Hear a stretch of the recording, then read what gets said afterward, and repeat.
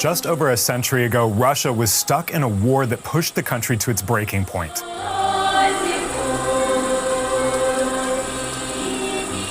It was the brutal winter of 1917, World War I, the fourth year Russia and its allies, the UK and France, were fighting against the Ottoman, German, and Austro-Hungarian empires.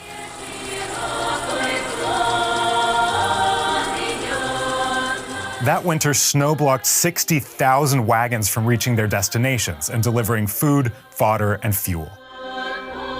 Back then, Petrograd, today's St. Petersburg, was the capital. Even there, everything was running out. No fuel meant factories and bread ovens shut down. The streets filled with hungry, jobless workers, and the city was packed with soldiers too. Well, most were actually peasants and workers, men of all ages, who'd basically been thrown into military uniforms. Barracks, built for 20,000 men, were stuffed with 160,000, all trying to finish basic training before they were sent to fight.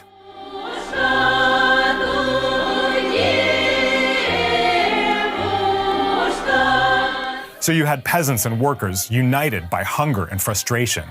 Strikes and protests broke out. They even looted the few bakeries that were still open.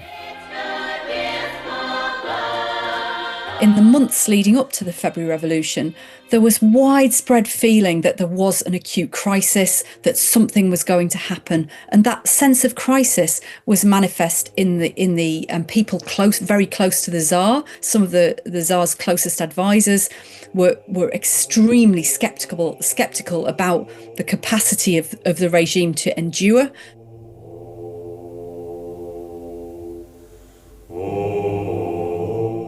And they were right. What happened next didn't just change Russia, it changed the world forever.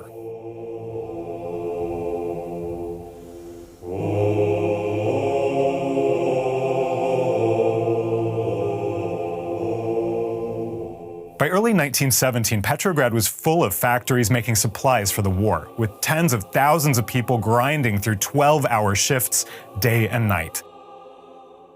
Thousands of women were doing the heavy lifting. The women were left without their men. Many of them had husbands, fathers, or sons fighting in World War I. And they were at home with young children they could barely feed. Many families only had black bread, cabbage soup, and little else.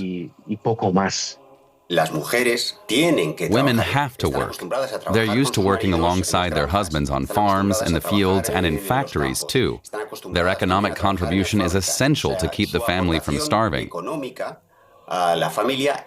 Children also have to work. So these women are used to fighting with people, taking to the streets, protesting, and struggling for every penny.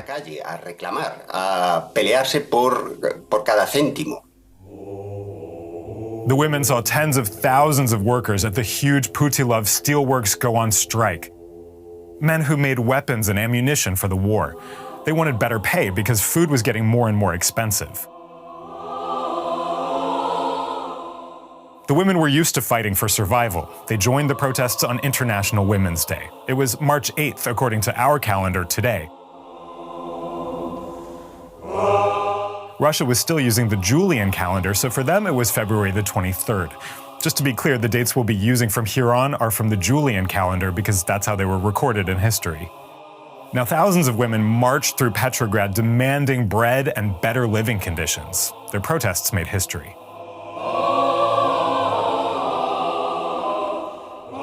Women often were at the foreground, and they used the stereotypes about them, which the elites held, which is that rural women were ignorant and that they weren't politically active. They used those stereotypes in the favour of their community to be at the foreground of protest, and sometimes protests which threatened to be violent often had women at the very front, maybe holding babies, showing vulnerability, and that meant that it was very difficult for the Tsarist authorities to use violence against the protesters because the women used their status as vulnerable people. Thousands soon joined the women. The streets swelled to nearly 200,000 protesters. What started as a simple demand for bread quickly turned into a full-on political march, with chants like "down with the war," "down with autocracy," and "down with the Tsar." There were clashes with the police and looting of food supplies. The protests kept growing. 3 days later, troops sent to control the crowd had already killed at least 40 people who refused to disperse. Then things flipped. First 3 army regiments, then half the city's soldiers mutinied. They refused to shoot at civilians and joined the uprising instead.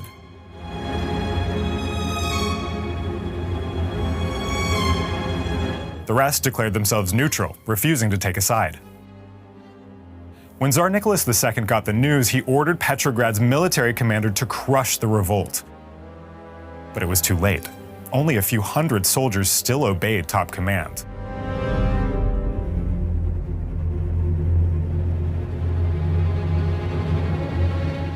The authorities had lost control of the city. The Tsar underestimated how big this uprising really was.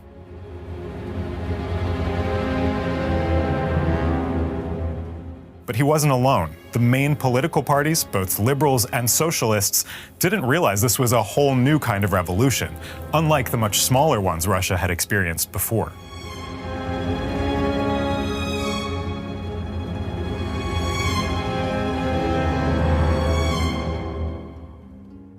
Back then, the 3 main revolutionary parties were the Constitutional Democrats, or Cadets. They still supported a constitutional monarchy, but pushed for more individual rights, economic liberalization, and a real parliamentary system, unlike the powerless Imperial Duma.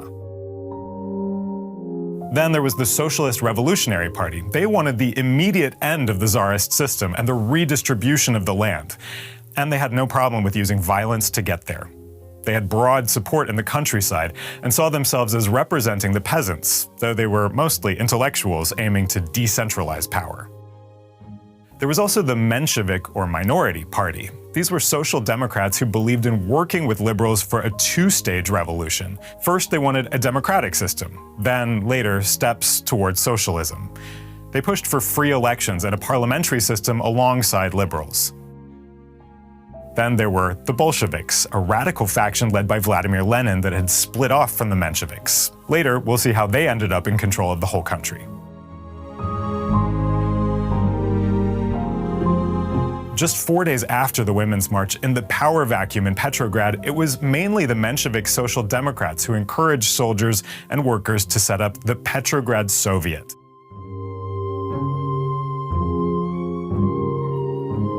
Formed on February the 27th, the Soviet, meaning council, was a group who acted like a parallel government.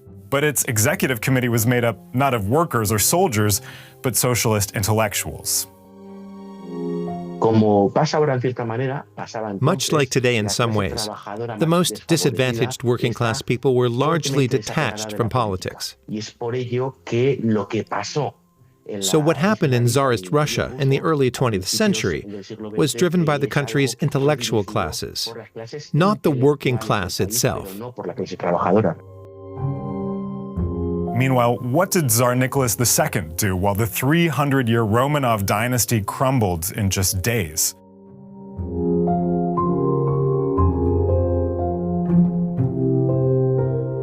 He was at the Army General Headquarters, hundreds of kilometers from the capital. On February the 27th, he boarded a train bound for Petrograd to take charge. But revolution-supporting railway workers and soldiers blocked the tracks. His advisors saw the Tsar's control slipping away. They urged him to abdicate. But the Tsar and many other Russians couldn't imagine a Russia without a monarch. Back then, the idea of living in a Russia without a Tsar was pure political fiction. Nicholas II refused to imagine Russia as a republic or parliamentary system led by anyone other than a Tsar. He believed he was Tsar by God's will, like many monarchs across Europe at the time. So giving up the monarchy was almost blasphemy. We have to look at this from the perspective of the time. Society was deeply religious.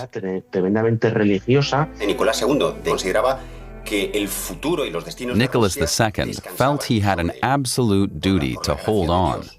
because he believed Russia's future rested on him by divine grace. Unlike politicians who can resign or make mistakes, he thought he had to stay and bear full responsibility for everything happening in Russia. But his father hadn't really prepared him to rule, always seeing him as weak. So Nicholas just kept following his father's policies, fearing that any change could cause a peasant uprising and the collapse of the country.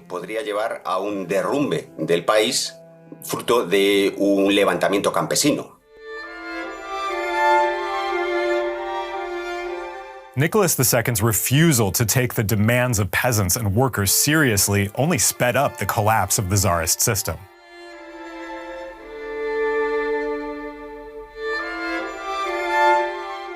Now, even before that, something else had already tarnished the prestige of the Romanov dynasty.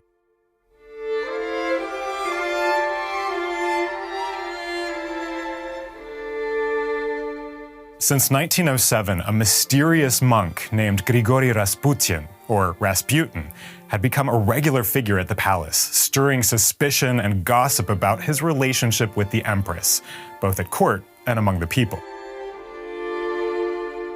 Those suspicions sparked conspiracies that led to Rasputin's assassination just 2 months before the February Revolution.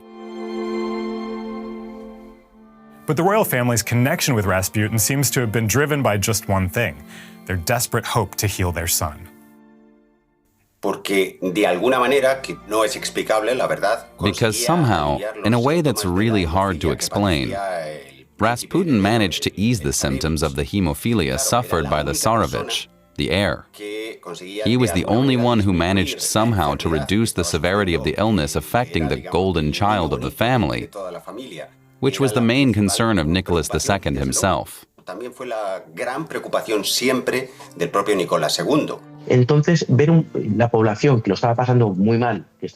the population was suffering and on the edge of revolution, seeing a monarchy obsessed with Fabergé eggs, lavish palace parties, and then there's a mysterious black magic healer controlling the imperial family.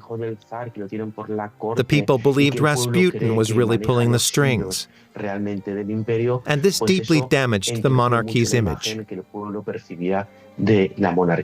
The presence of Rasputin close to the imperial family was one of a number of factors that undermined the sacrosanct nature of the imperial family. But it wasn't the only one, and it wasn't the most important one. There were a range of different attitude changes in the late imperial period, which meant that ordinary people no longer regarded the Tsar and his family as very close to God. More and more citizens rejected this supposedly divine monarchy. The same day the Petrograd Soviet was formed, some 25,000 people gathered outside the Duma, Russia's only legislative assembly under the Tsars, demanding that the deputies take power. Just 3 days later, on March 2nd, Nicholas II accepted defeat and abdicated the throne. Still, he tried to save the Romanov dynasty, offering the throne to his brother, the Grand Duke Michael, who declined, knowing that even he couldn't hold up a dying monarchy.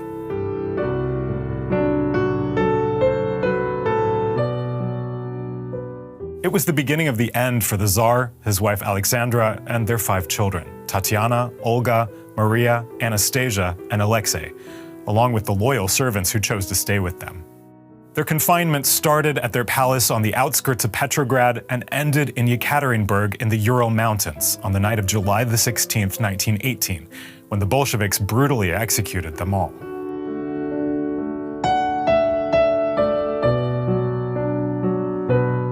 A year and a half before that, right after the February Revolution, Russia had entered a time of confusion, but also of hope for many. People dreamed of a democratic country with bread for all and equality between men and women.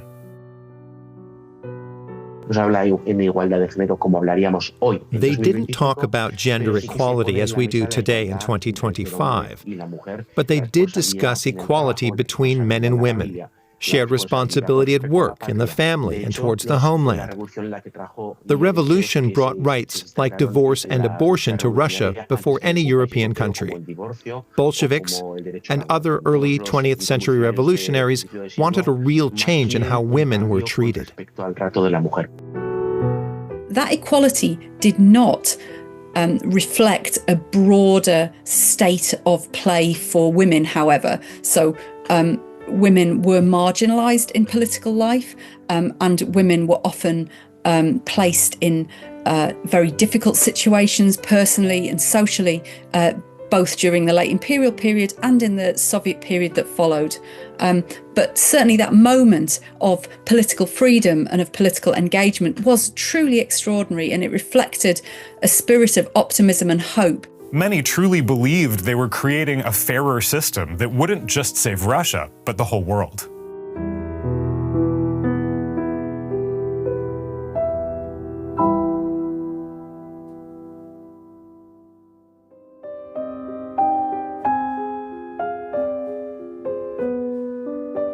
Let's go back a moment to the day Nicholas II abdicated, March 2nd, 1917, in the Julian calendar. That same day, the Duma deputies agreed to form a provisional government made up of ministers from various liberal parties and two socialists. After all, the socialist and liberal parties in the Duma had been the opposition to the Tsar's autocracy. So naturally, people looked to the Duma as the new power. The Duma had some legitimacy, since its deputies were elected, although the voting system heavily favored the wealthy and nobles.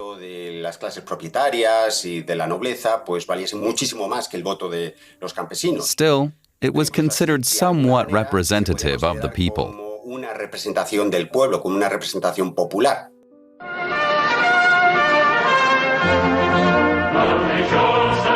In practice, two main political powers now existed in Petrograd, the Provisional Government and the Petrograd Soviet, formed earlier by the socialist revolutionaries and especially the Mensheviks.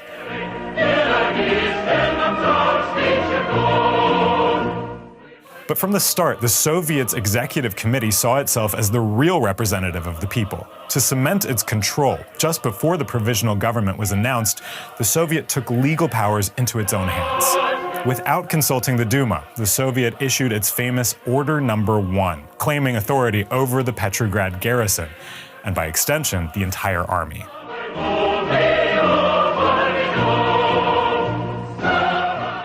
It could revoke any military order from the provisional government. This meant the government depended on the Soviet.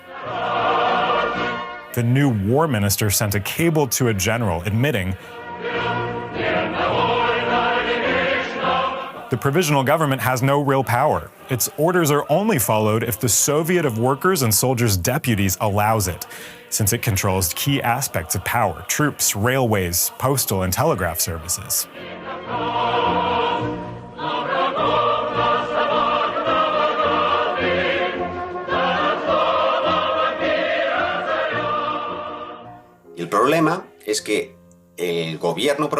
The problem was that the provisional government, though officially in charge, lived at the mercy of the Petrograd Soviet.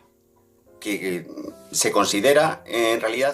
Soviet saw itself as the true defender of peasants, workers, and soldiers. It tolerated the government only as long as its policies matched the Soviet's demands.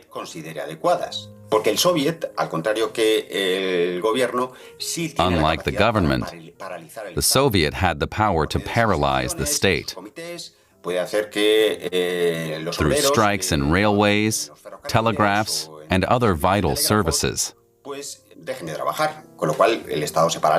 At first, the provisional government was welcomed by most. I think that the provisional government, especially in its early weeks, was able to capitalise on a wave of optimism and hope that really swept through, certainly Petrograd, but really across the empire, as different groups celebrated the victory of the February Revolution, they celebrated the abdication of the Tsar, and they believed in the possibility of a better future.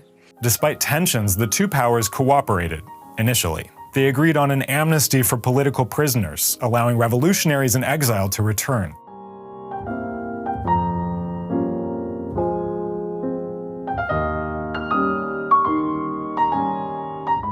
Menshevik leader Julius Martov came back from Siberian exile. Leon Trotsky, freed from Canadian prisoner of war camps, also returned, eventually joining the Bolsheviks.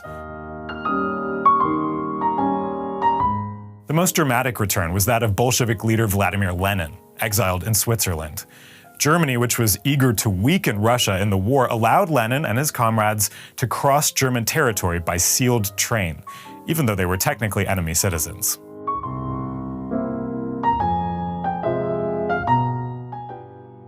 By late 1916 and into 1917, Germany saw it was losing the war and needed bold moves.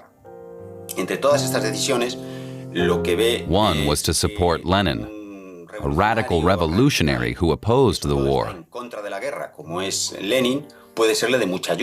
They arranged for him to travel in a sealed train across Germany.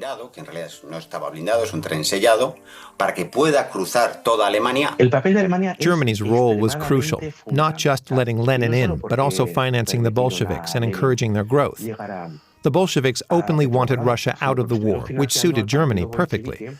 They could then focus on the Western Front. The Bolsheviks openly said they wanted to get out of the war against Germany, World War I. So for Germany, getting rid of such a big enemy like the Russian Empire was perfect. Even though the Russian army was pretty inefficient, it was still a force of considerable size, and that allowed Germany to focus on the Western Front, which is exactly what happened. So Berlin made the clear decision to back the Bolsheviks, because they were the ones saying exactly what Berlin wanted to hear. The Germans sought to spread ideas about fraternization among frontline troops, for example. So they dropped leaflets and information to the Russian troops on the front lines to encourage them to fraternize with the Germans. Germany was focusing on short-term gains in World War I. It didn't consider the long-term consequences of helping the Bolsheviks to power.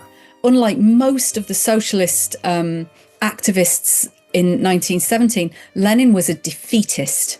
He presented an argument that Russia should lose the war, that the war was an imperialist war, that it wasn't a war that Russia needed to be concerned about. That is not because Lenin was a pacifist. Lenin was not a pacifist. Lenin wanted an international conflagration. He wanted to see socialist revolution. He wanted to see the war being taken to Europe as a socialist war, not as an imperialist war. Lenin didn't shy away from violence. On arrival, he pushed hard to overthrow the government. Though most Bolsheviks at the time thought it was mad. Slowly, Lenin's persistence won out.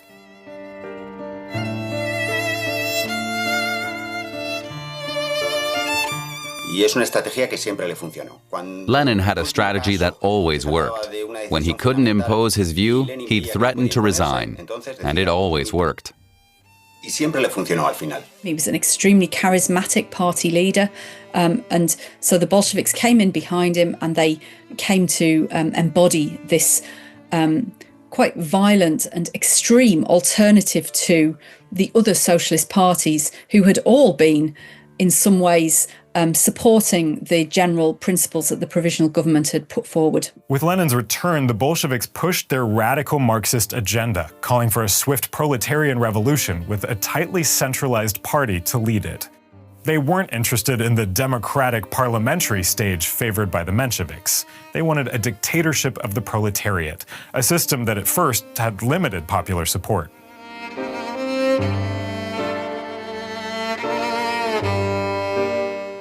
Lenin saw an opportunity for socialist revolution led by a minority of professional revolutionaries.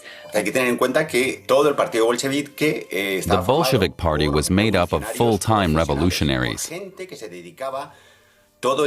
didn't have regular jobs. They dedicated their lives to conspiracies, agitation, and strategizing for power. While the Bolsheviks were still just a fringe revolutionary group, the provisional government missed some key opportunities. In the face of inflation and shortages, they failed to enact the land reform the peasants demanded.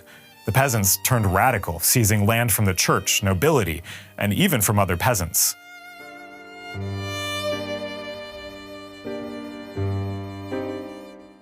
The government also delayed elections for a representative body and made unpopular war decisions.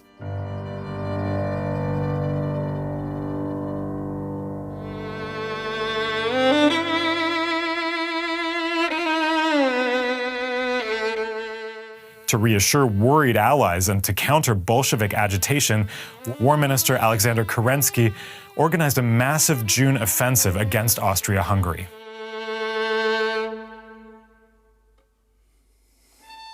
After early gains, the offensive failed. Logistics problems and revolutionary unrest shattered troop morale. Soldiers often refused orders or deserted.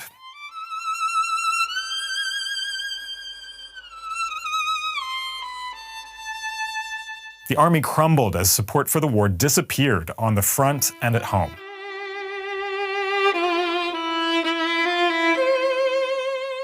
The Bolsheviks seized on the chaos and the growing discontent to win support.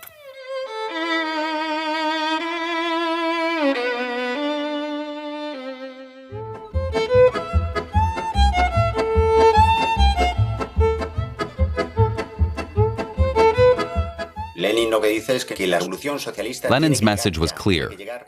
The socialist revolution had to happen now, within the next few months. The provisional government needed to be overthrown immediately. To do this, Lenin created a strategy based on two key slogans that would shape the coming months. All power to the Soviets, meaning the provisional government must lose all power, and bread, peace, and land. With the call for all power to the Soviets, Lenin relentlessly sabotaged the provisional government. He knew this was his fleeting opportunity to seize power, an opportunity that wouldn't last long.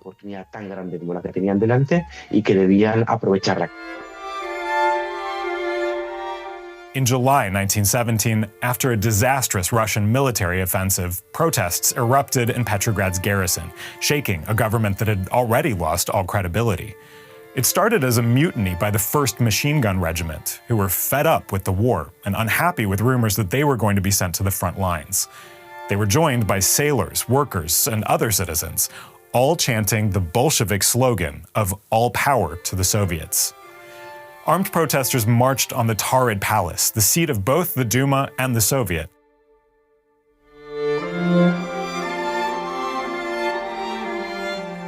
Street clashes left hundreds of people dead in what would become known as the July Days.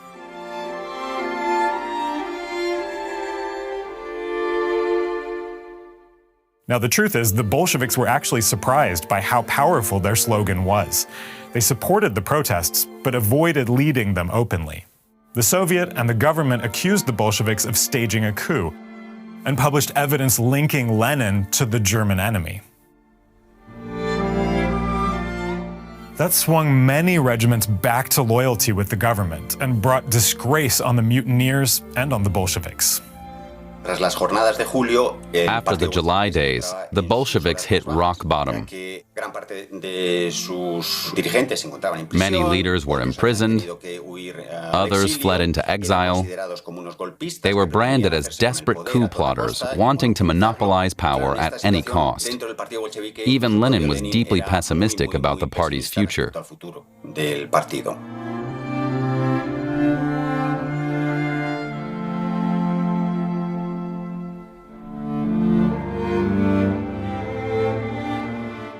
Several Bolshevik leaders, including Trotsky and Kamenev, were jailed. The government shut down their newspapers, and Lenin ran away to Finland to avoid arrest.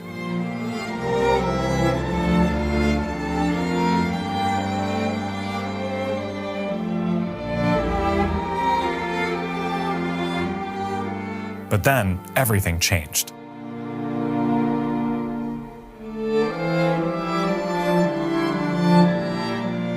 In August, General Lev Kornilov, the conservative commander-in-chief of the army, was angry at the government's weakness. He ordered a cavalry division to leave the front and march on Petrograd. Even today, historians debate why. But in Petrograd, his decision sparked fears of a counter-revolution and a return to Tsarist rule.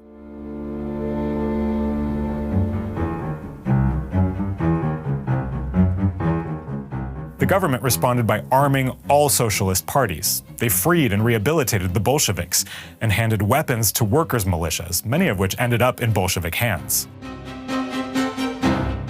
The Soviet and socialists sent agitators to convince Kornilov's soldiers to desert and sabotage rail lines.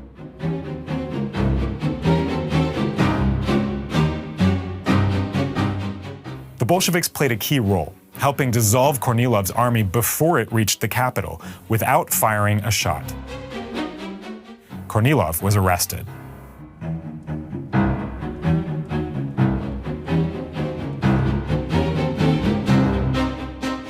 So the Kornilov affair, or coup as it's sometimes presented, was framed as an attempt by a right-wing general to seize power in Petrograd.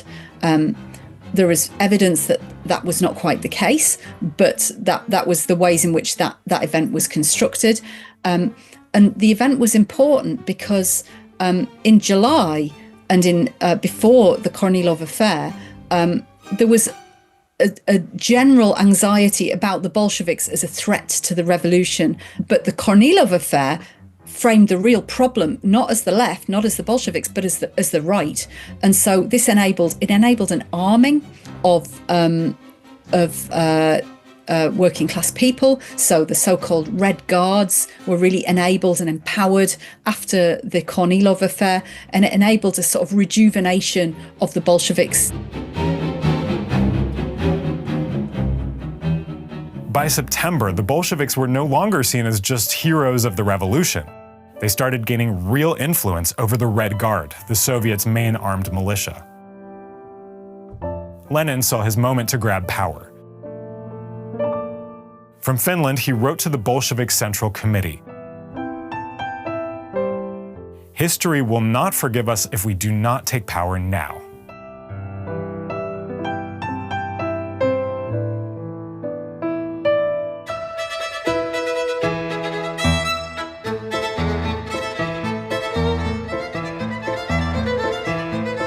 In Petrograd, Bolshevik support kept growing, especially thanks to their catchy slogan, bread, peace, and land.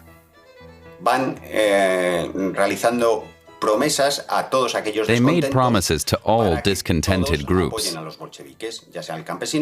peasants, city folks, nationalists, and those demanding universal elections, winning their support for the Bolsheviks.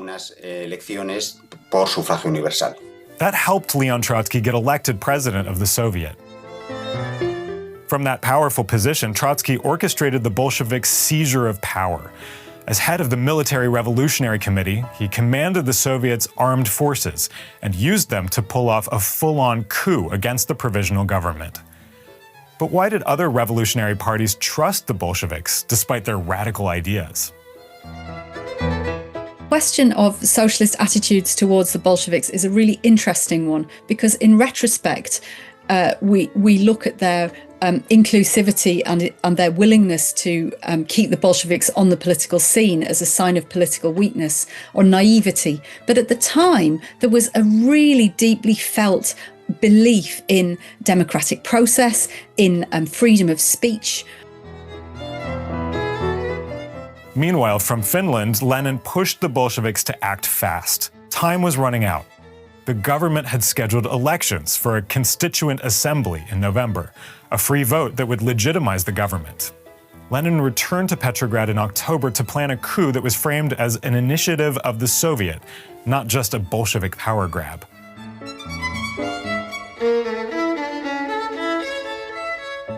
They got the Petrograd garrison to agree to stay neutral, meaning the armed forces in the capital wouldn't try to stop them. On October the 24th, Red Guards and soldiers seized bridges and rail stations. The next day, they took over telegraphs, telephone exchanges, and banks. Suddenly, the government lost control and was trapped in the Winter Palace, guarded only by a women's battalion, some cadets, and a few Cossacks. By the early hours of October the 26th, the government surrendered. But the Bolsheviks still needed to legitimize their coup across Russia. That's why they timed it with the All-Russian Congress of Soviets, when delegates from across the country were in the capital.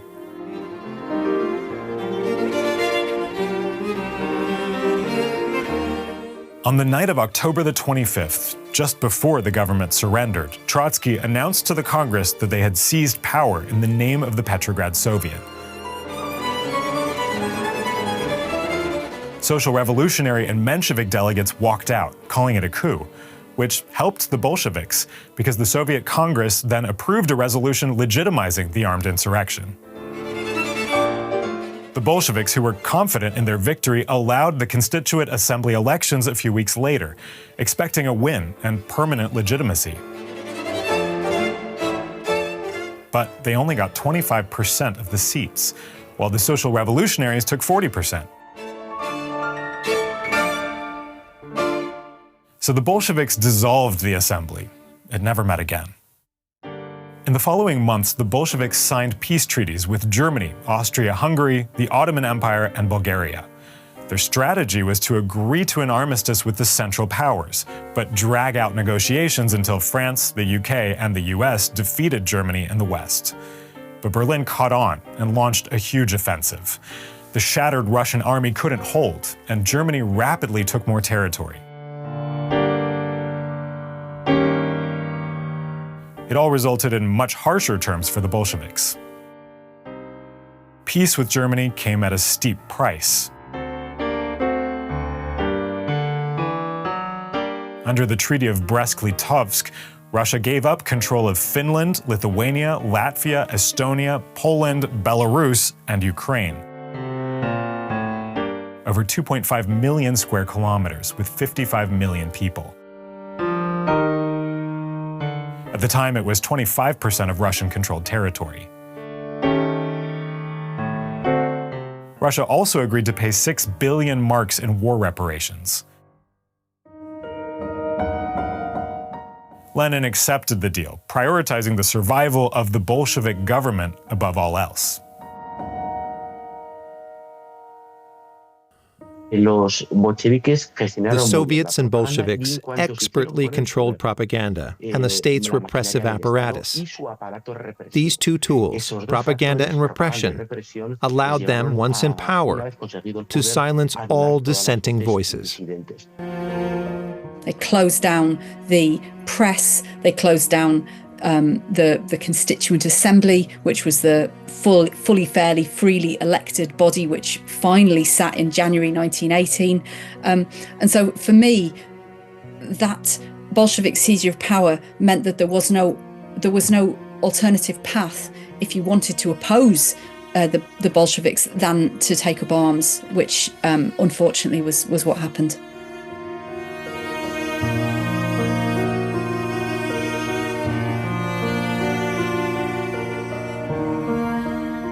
In 1928, Soviet propaganda, led by director Sergei Eisenstein, glorified the revolution with scenes that never really happened.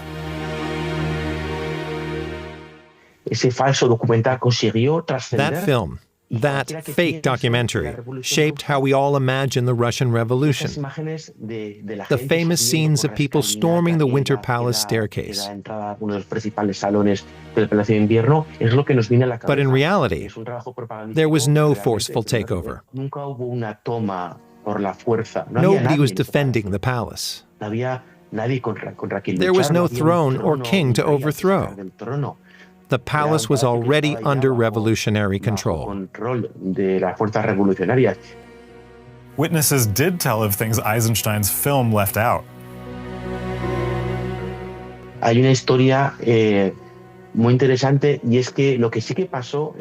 There's a funny story about the Winter Palace cellars, stocked with an enormous amount of wine. They say many revolutionaries spent over 2 weeks drunk by the Neva River, right behind the palace.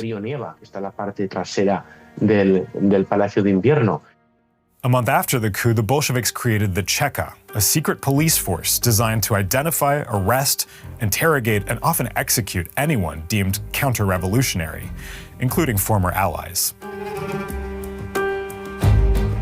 Sin lugar a dudas, el régimen bolchevique va a hacer uso del terror. The Bolshevik regime would use terror, A través también de la Cheka, the Red Terror, through the Cheka to impose control wherever their power was shaky. Lo que va a caracterizar en los años siguientes al régimen comunista, que es una This brutal mix of repression, bureaucracy, utopianism, and terror defined the communist regime in the years that followed. utopismo. I'm afraid that as a historian of the revolutionary periods, I have become extremely cautious about revolutions because they very rarely offer the panacea that we hope that they will. The danger with revolution is that when we have a revolution with a complete taking apart of the old and a rebuilding with the new, the dangers of that are that we lose much of the continuity of state structures which actually provide a kind of bedrock for everyday life, and that is a fundamental challenge for the success of revolutions in terms, and when I say success, I mean success in terms of transforming everyday people's lives in positive ways and enabling participatory democracy. The Bolsheviks wouldn't fully control the country until 1923, after winning a brutal civil war that killed between 7 and 12 million people.